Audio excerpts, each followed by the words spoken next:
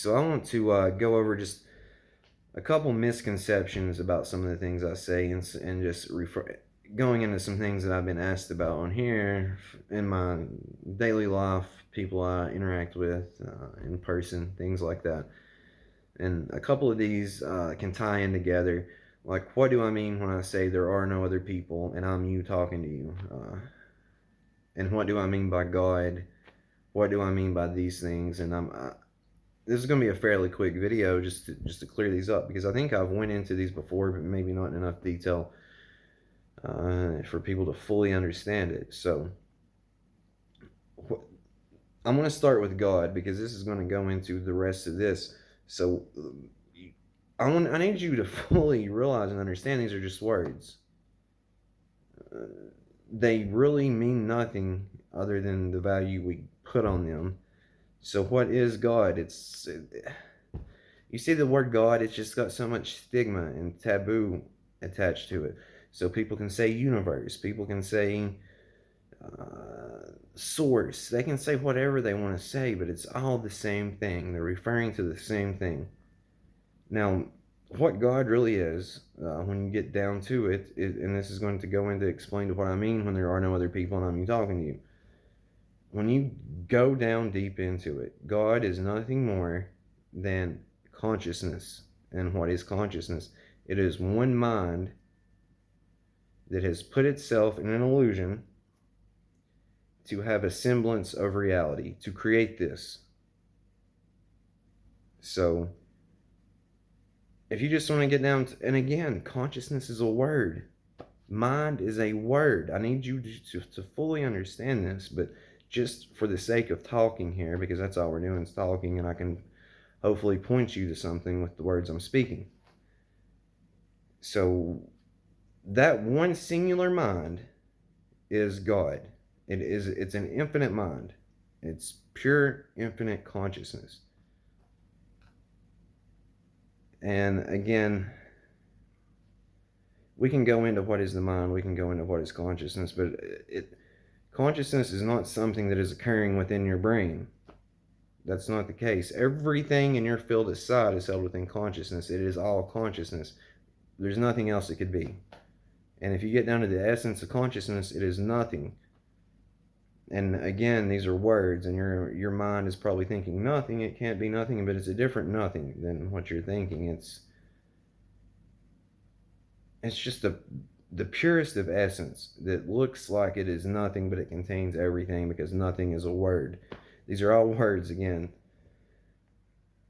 So that is what God is. Now, what I mean when I'm saying I'm you talking to you and there are no other people, I'm not saying people are not real. I'm not saying that the people you interact with on a daily basis, person to person, are not really real. They're as real as you are, but how real are you? You see, it's just it's a strange loop of reality. And the same thing that is in me is in you and everyone else. There is no difference. There's no division in that, other than the character you put on and pretend to be. But the same thing, the mind is projecting reality. It's creating reality. So it's a singular mind. Just imagine this. Let's just say you take a piece of chalk, right? And you break that one piece of chalk up into 100 pieces of little chalk. It's still that same chalk. It's still a singular piece of chalk that has been broken up. But it's still, at the very essence of it, the same piece of chalk. You see what I'm saying? Just for a quick reference to explain this a little bit better. So that is what God has done to create reality and to have a function of reality, a grounded reality. So it is not singular. Even though its very nature and essence, it is singular. It has done this to have a feeling of other people, to experience things, have emotions, joy, to find out what it is, to realize what it is, and to become what it truly is. It's what it is. So that's what I mean when there are no other people and I'm you talking to you, because again, when you strip away everything, I don't like using the term ego death because it has just turned into some. I do not like New Age spirituality. Just put it like that, and I feel like that's attached to it pretty deeply at this point. But I have no other words to use here to describe this to you.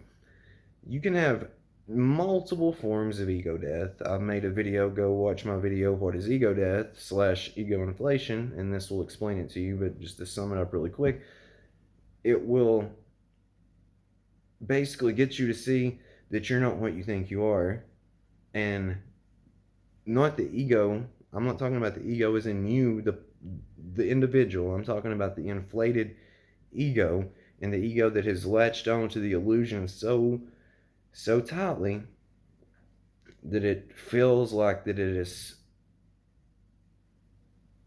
I don't know. See, these are just words. It's just an overinflated ego that is grasping on to materialistic things and stuff of this nature, and thinking it's okay to just do whatever that you want to do, and get away with it. Like there's nothing's wrong.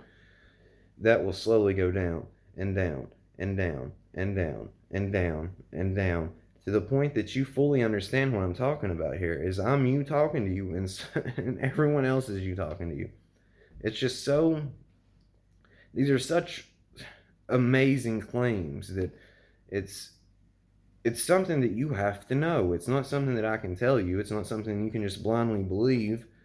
It's something you have to have the at least one direct experience with understanding. That's why I believe that an ego death or a mystical experience is needed to fully understand some of the things I'm talking about, without just blindly going along with it. So I hope this explains it a little bit. And again, it's just words. I'm just talking words. It's something you have to know. But and this is another thing. When I say we've made this all up, people think that that's like, what do you mean we've made it all up? I mean, we've made this. We not only have we created this, but we have made up backstories to make it seem real and to keep ourselves in the illusion longer. And the mind, the human mind, is designed in such a way that it wants to, every time that you realize these things and understand these things, it tries to make you forget it or throw a distraction at you or pull you back down and try to keep you in it longer. And I'm not saying break out of the illusion, because the illusion is the best alternative to what really is. I need you to fully understand that. So I'm not saying let's break out of the illusion. I'm saying open your eyes to the illusion, and the illusion gets a lot better. A whole lot better. But the human mind is so complex and so hard to overcome and so hard to break free from that it is. I went through all stages of the mind. I have. I'm telling you, and I'm just telling you, I have. I went through the lowest of the lows to the highest of the highs and everywhere in between. And it is extremely hard and tricky to break out of certain things and to realize certain things. And it's extremely tricky to stay consistent with it and to have, I always say growth over consistency, but once you've reached a certain level of growth, you have to have consistency to keep it steady. And it's just, it again, this sums it up that I can say is it feels like you die over and over and over. You go to hell, then you go to heaven. Then you die and die and die, and then you go to hell, then you go to heaven. And then and then you have to find somewhere along that line.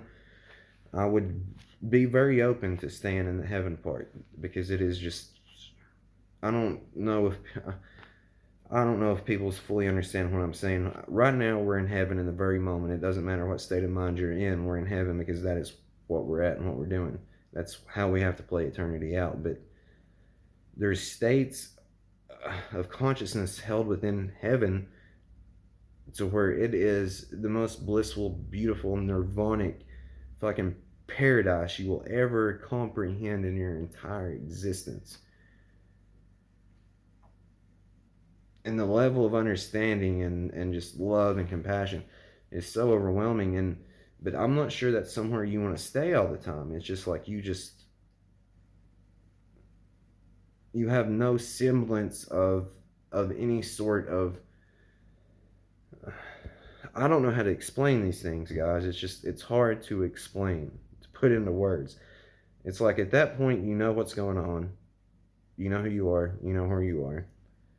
And none of these are bad things. It's wonderful, but to be like that on a constant basis might be a little too overwhelming at times.